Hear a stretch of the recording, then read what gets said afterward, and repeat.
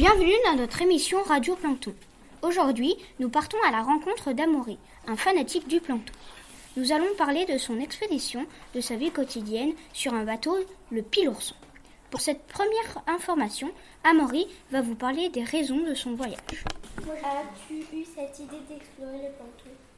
Alors pourquoi j'ai eu cette idée d'explorer le plancton? À l'origine, en fait, j'ai rencontré des scientifiques qui étudiaient le plancton. C'est comme ça que ça s'est venu. Et on a discuté. Et puis eux, ils m'ont expliqué un peu ce qu'ils faisaient. Et en fait, à ce moment-là, eux, ils développaient des outils. Donc ils développaient des outils, des petits microscopes comme ça.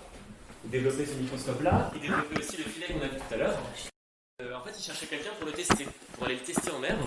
Vérifier que ça fonctionnait bien quand on était en mer sur un bateau pendant longtemps. Est-ce que quand on est fatigué, qu'on n'a pas beaucoup dormi, qu'on est tout seul sur le bateau, qu'il y a des vagues, est-ce que ça imaginez sur un bateau, c'est comme ça, là on est sur la table, mais dès que ça bouge un peu, c'est plus compliqué pour le plancton. Et donc moi, le but c'est, ils ont fait d'autres microscopes qui sont prévus pour aller sur les bateaux, et moi je vais tester ces outils-là. Et donc c'est comme ça que je les ai rencontrés, et ils m'ont dit on cherche quelqu'un pour tester en mer. Pour la suite, nous allons vous expliquer les différentes sortes de plancton, comme le phytoplancton et le zooplancton. Mais comment se protège le phytoplancton? Combien d'espèces de plancton existent-ils et comment les reconnaître?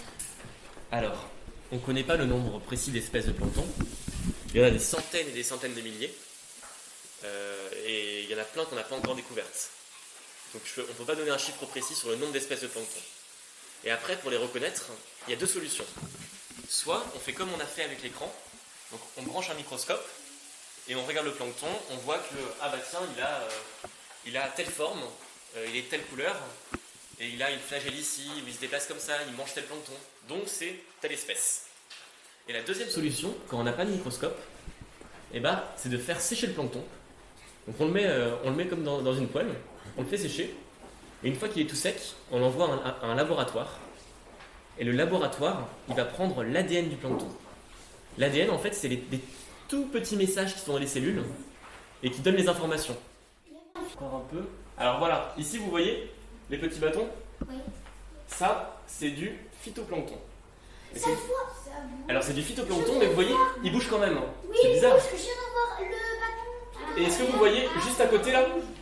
C'est peut-être trop petit, tu peux zoomer un peu ou pas? Ah, si, je vois, moi, tranquille. C'est un phytoplancton qui est un peu particulier. Ça s'appelle un dinoflagellé.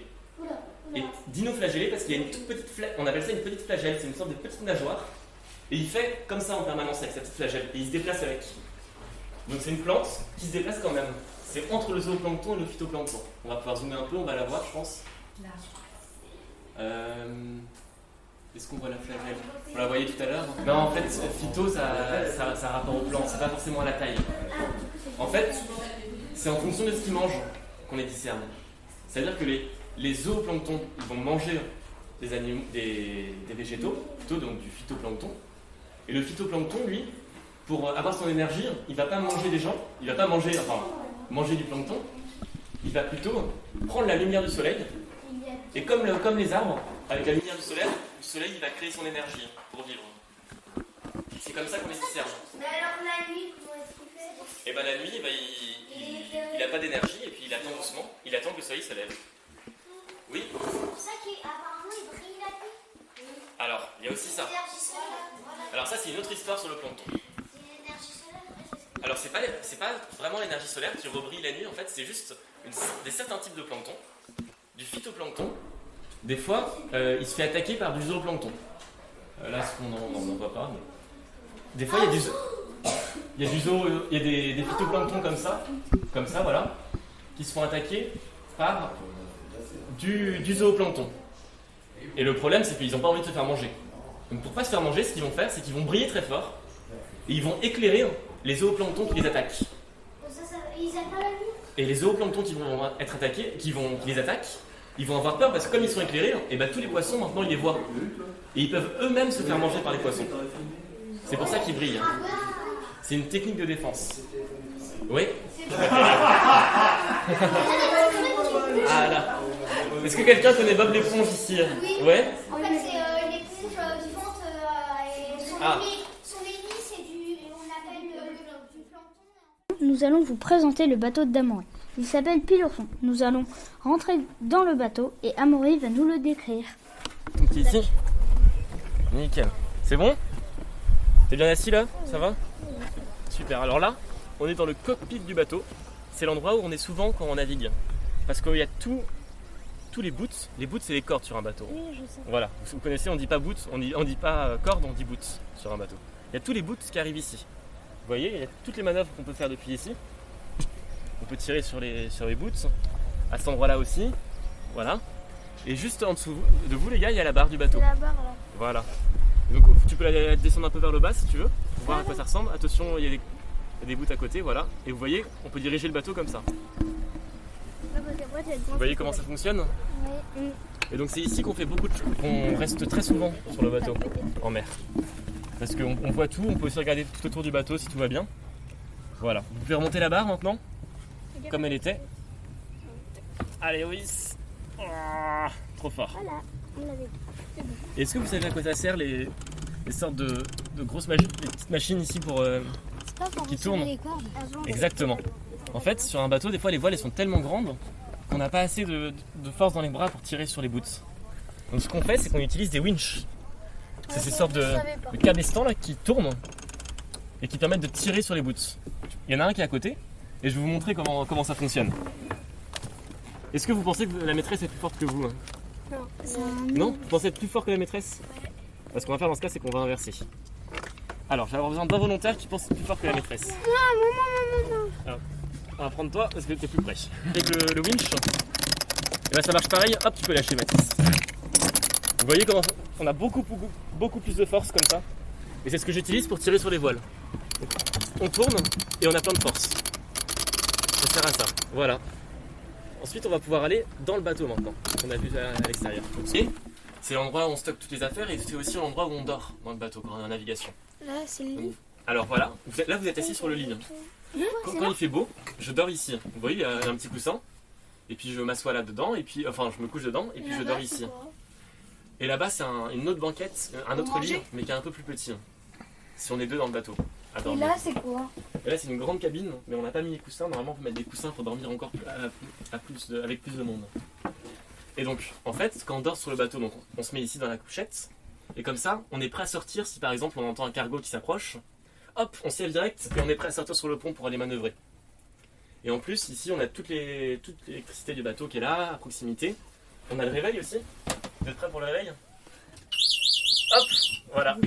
Comme ça, j'ai un réveil, toutes les 20 minutes, ça sonne. Et comme ça, je suis sûr de me réveiller, comme il faut. C'est pour ça qu'il n'est pas très agréable. Sinon, ça donne envie de rester douillé dans son lit. Sauf que s'il y a un cargo qui s'approche, et ben, on peut faire une collision. Pas 5 sur 5. Ok.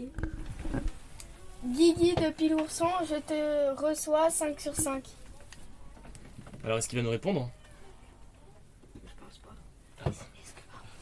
Est-ce que je peux parler? J'ai pas de... Ça arrive que l'alarme ne se déclenche pas. Guy de... Pilourson de Guy, merci, ok pour les 5 sur 5, à bientôt.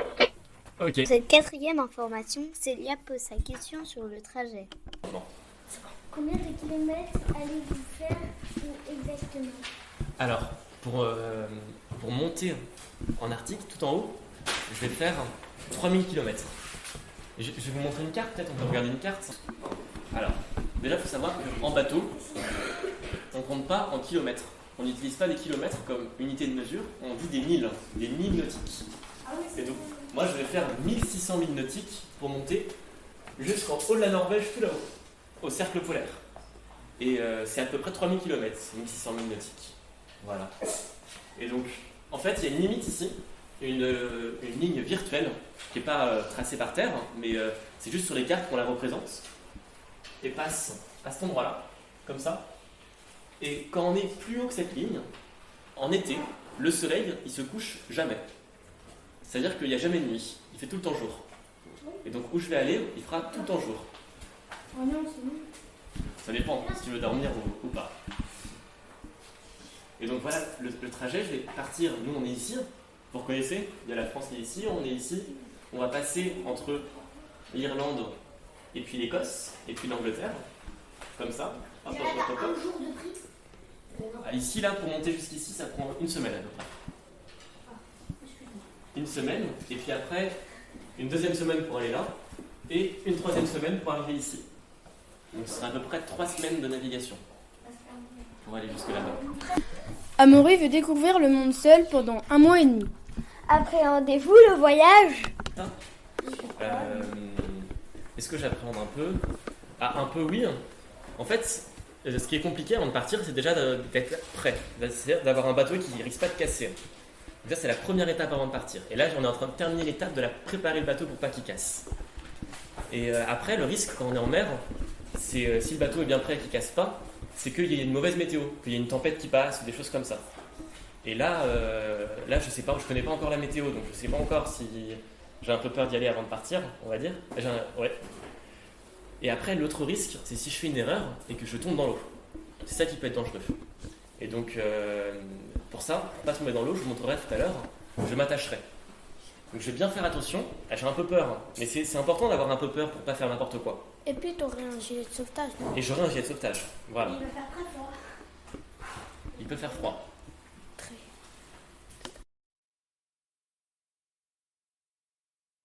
Quelle est la vie quotidienne sur un bateau? En cas de froid, que faites-vous? En cas de froid, alors s'il fait trop froid, je m'habille avec beaucoup d'affaires. Je mets plein de couches de pull. Je mets en bas aussi, j'ai des collants. Je mets des collants qui sont très chauds en polaire. Et ensuite, parce qu'en fait, ce qui donne froid, c'est quand on est mouillé. Quand on est mouillé, ça donne froid. S'il y a une vague qui me mouille, j'ai froid après. Donc ce que je fais, c'est que je mets une salopette qui est complètement étanche pour pas être mouillé, en haut, en bas, et une grosse veste très étanche en haut pour pas être mouillé non plus. Et en plus, s'il fait vraiment très froid, j'ai des bottes et puis un bonnet pour être protégé au niveau de la tête. Et aussi, à bord de Pilourson, j'ai un tout petit chauffage qui permet de réchauffer le bateau et aussi de faire sécher des affaires. Si tout est mouillé à l'intérieur du bateau, je pourrais mettre le chauffage pour faire sécher les affaires. Comment faites-vous pour prendre vos douches? Vous avez de l'eau, vous prenez vos douches avec de l'eau de mer? Alors souvent, on prend pas de douche sur le bateau parce que on est tout seul, donc si on sent pas bon, il y a personne pour sortir quand on sent pas bon. Mais quand même, quand il fait beau sur le bateau, quand il fait beau et qu'il fait pas trop froid, je vais quand même essayer de prendre des petites douches. Donc ce que je vais faire, c'est que je vais prendre un seau d'eau dans la mer, je vais remplir un seau d'eau dans la mer, et puis je vais utiliser ce seau d'eau pour me laver. Donc je vais me savonner, et puis ensuite je me rincerai avec le seau d'eau sur la tête. Je renverserai de l'eau sur ma tête pour me rincer. Et après, pour la vie un peu tous les jours, j'emmènerai quand même des toutes petites lingettes pour pouvoir se laver le visage, se débarbouiller le matin. Mais je ne pourrai pas prendre de douche tous les matins. Et en plus, ce sera quand je prendrai une douche, ce sera de l'eau salée. Parce qu'on n'a pas assez d'eau à bord du bateau pour boire, faire la cuisine et en plus prendre des douches. Quelle nourriture et quelle quantité allez-vous apporter? Alors, la nourriture, il y a plusieurs choses. Il faut garder en bateau de la nourriture qui se conserve pendant longtemps. Parce que si je pars et que 3 semaines plus tard, j'ai emmené que des choses qui se conservent que 2 jours, j'aurais pu à manger en arrivant en haut, en Norvège. Donc ce que je vais faire, c'est qu'au début, je vais prendre de la nourriture qui se conserve pas très longtemps, que je mangerai dans les premiers jours. Donc ce sera à peu près la même nourriture qu'à la maison, que ce qu'on mange tous à la maison. Donc des légumes, des pâtes aussi, mais des choses un peu fraîches. Et puis ensuite, par contre, quand je vais monter plus haut, il faut que je prenne des choses qui se conservent très longtemps. Donc ce que je vais prendre, c'est un peu des boîtes de conserve, donc avec des légumes dedans, des petits pois, des carottes, des mojettes, des choses comme ça. Et je vais aussi prendre par exemple des pâtes, du riz, de la semoule, des choses comme ça qui se conservent très très longtemps et que je peux faire cuire à bord du bateau. C'est ça. Et en plus, si jamais par exemple il fait très très mauvais, qu'il y a énormément de vagues, trop de vent, que je suis fatigué, que j'ai pas eu le temps de dormir et que j'ai pas le temps de cuisiner, ou alors que ça bouge trop pour pouvoir cuisiner dans le bateau, et là je vais avoir des petits plats qui sont déjà préparés, qui sont dans un petit sachet et que j'ai juste à mettre dans de l'eau chaude pour les faire réchauffer. Et si vraiment il fait très mauvais, je peux même les manger froids si j'ai pas le temps de cuisiner. Juste après avoir visité la criée, Guy nous a appris 2 nœuds marins, le nœud de chaise et le nœud d'huître. Il va vous les présenter. Alors le pirate, on l'étrangle et on lui perce un œil. Et ben voilà, et on a fait un nœud en 8. On a fêté l'anniversaire d'Amaury pendant le pique-nique. C'était le jour de ses 20 ans. Voilà, C'est la fin de notre expérience avec Amaury. Joyeux anniversaire!